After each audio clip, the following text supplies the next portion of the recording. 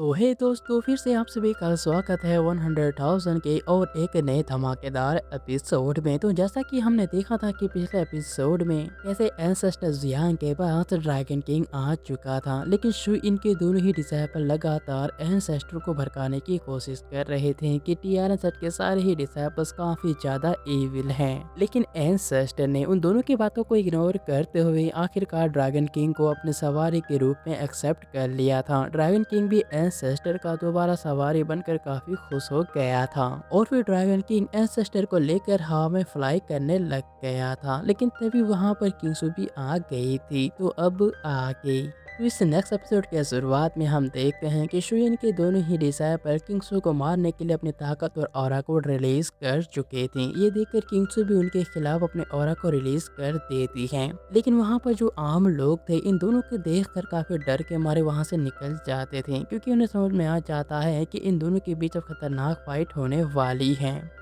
लेकिन तभी किंगसू का नज़र फैंसी के ऊपर पड़ता है, जो कि इशारों से ही उसे फाइट ना करने के लिए मना कर रही थी। किंगसू भी समझ जाती है कि उसे यहाँ पर किसी भी तरह की जल्दबाजी नहीं करना चाहिए। लेकिन तभी उन सभी को ड्रैगन किंग का आवाज सुनाई दे, से रेडी कर सकती हूँ। ये बात कि अगर इसी तरह से जियांग अपने एक एक करके सारे डिसाइपल्स के साथ मिलता रहा तो हो सकता है कि वो अपने मेमोरीज को हासिल कर ले, लेकिन हम ऐसा बिल्कुल भी नहीं होने दे सकते। लेकिन वो बंदा जो कि व्हील चेयर में बैठा था सोचते हुए कहने लगता है कि अगर जुयांग सच में ऑल हेवन फिस्ट डिश तैयार करके उसे खाना चाहता है तो ये तो हमारे लिए काफी अच्छी बात है। इस पर लड़की हैरान तो कहने लगती है कि तुम्हारा मतलब है कि हम उन्हीं के ही काम को लेकर उन्हीं को ही फंसा सकते हैं। व्हील चेयर वाला बंदा भी कहने लगता है कि हाँ, टीआरएन सेट के डिसाइपल अपने मास्टर को अलग अलग खाने का स्वाद देकर उसके मेमोरीज को वापस लाना चाहते हैं, लेकिन अब उन्हें ये बात नहीं पता होगा कि अब वो लोग डायरेक्टली मेरी ही ट्रैप में फंसने वाले हैं। अपने काम को इस तरह से करके उन लोगों ने मेरे ही काम को बहुत ज़्यादा आसान कर दिया।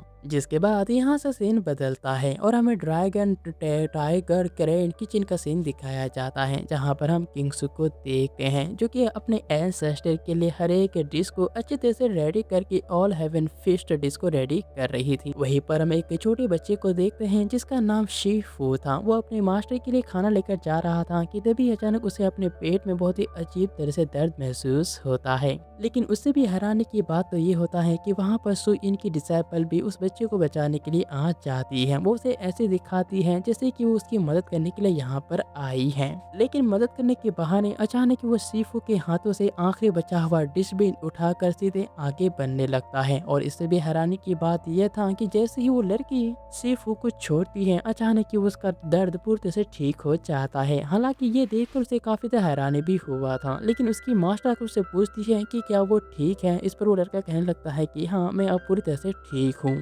हालांकि शिफू के बातों को सुनने के बाद उस लड़की को थोड़ी सी हैरानी होता है, लेकिन उन्हें ये बात नहीं पता था कि शुइन के डिसाइपल ने अपने चाल को पहले ही चल चुका है और जिसकी वजह से अब वो लोग शायद आने वाले टाइम में बहुत ही बड़ी मुसीबत में भी फंस सकते हैं। लेकिन साथ ही किंगसू खुश होते हुए कहने लगते हैं कि एंसेस्टर, आखिरकार मैंने आपके लिए हर एक डिश को रेडी कर लिया। इस पूरी डिश का नाम है ऑल हेवन फिश डिश।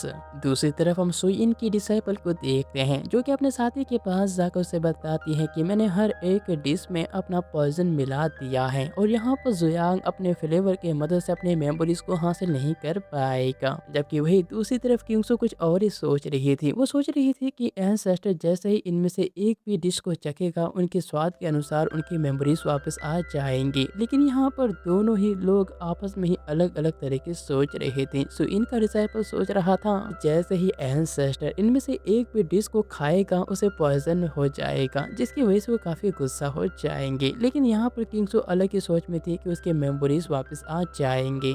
लेकिन इस तरह से काफी ज्यादा देर होने के बावजूद भी एंसेस्टर किसी भी डिश को देख या फिर उसे खा ही नहीं रही थी। तब ये देखकर वही लड़की एंसेस्टर के पास एक चिकन सूप ले जाकर उन्हें ट्राई करने को कहती है। लेकिन उसके इतना करने के बावजूद भी एंसेस्टर अपने थ्रोन में बैठकर बस आराम से उन सभी डिशेस को ही देख रही थी। ये देखकर व्हील चेयर वाला बंदा थोड़ा हैरान होते हुए कहने लगता है कि एंसेस्टर, आखिर क्या बात है, आप इनमें से किसी भी डिश को क्यों नहीं खा रहे हो। इस पर एंसेस्टर शांत रहकर ही बताता है कि यहाँ पर अभी भी कुछ मिसिंग है। इस बात को सुनने के बाद वो बंदा थोड़ा हैरान होकर हर एक टेबल में हर एक चीज को देखता है। फिर उसे अचानक ही याद आता है कि क्या मिसिंग है। इस बात का याद आते ही वो जल्दी से एंसेस्टर के लिए अपने मास्टर के दिए हुए वाइन को निकाल कर रखता है। असल में ये तो उसके मास्टर का वाइन था ही नहीं, वो जानबूझकर एंसेस्टर को ऐसे दिखा रहा था जैसे कि मास्टर जू ने खुद हजारों सालों तक इस वाइन को बचा कर रखा है, ताकि वो एंसेस्टर को और भी ज्यादा अच्छी तरह से भरोसेमंद डिसाइपल बन सके और वो एंसेस्टर का पूरा भरोसा जीत सके। लेकिन उस बंदे की हरकतों को देखकर किंग्सो अपने आप से ही कहने लगती है कि मुझे ऐसा क्यों लग रहा है कि ये बंदा खुद मुझसे ज्यादा ही चाहता है कि एंसेस्टर इनमें से किसी भी डिश को खा ले। हालांकि किंग्सो को इस बारे में कुछ ज्यादा समझ में नहीं आ रहा था, लेकिन तभी ड्रैगन किंग उस बंदे को देखते हुए कहने लगता है कि तुम लोग शो यून सेक्ट के डिसाइपल हो, इसी वजह से तुम लोगों को हमारे बॉस के बारे में कुछ भी नहीं पता है। लेकिन तभी अचानक फैंसी एंसेस्टर के लिए एक अच्छे से चाय बनाकर एंसेस्टर को देती है। उसे देखने के बाद वो लड़के भी एंसेस्टर के लिए ड्रैगन किंग ने बिल्कुल इंतजार तरह की खाने बनाती है। इसी वजह से उसे लगता है कि शायद किंग सू ने अपनी एबिलिटी को चेंज कर लिया है। लेकिन तभी किंग सू उसे गुस्से से एक नजर देखती है और उससे ही ड्रैगन किंग वहीं पर चुप हो जाता है। जिसके बाद इसी तरह से और भी टाइम बीत जाता है और देखते ही देखते उन दोनों ने बहुत सारा खाना खा लिया था। उनके पेट भी काफी फुल हो जाते मिलाया गया है, उन्हें काफी ज्यादा गुस्सा आ जाता है। वो गुस्से से अपने पावर को रिलीज करते हैं, जिसकी वजह से किंग शू अपने जगह से हिल भी नहीं पाती। ये देखने के बाद उन दोनों को ही काफी ज्यादा मजा आ रहा था कि वे आखिरकार उनका प्लान कामयाब हो रहा था।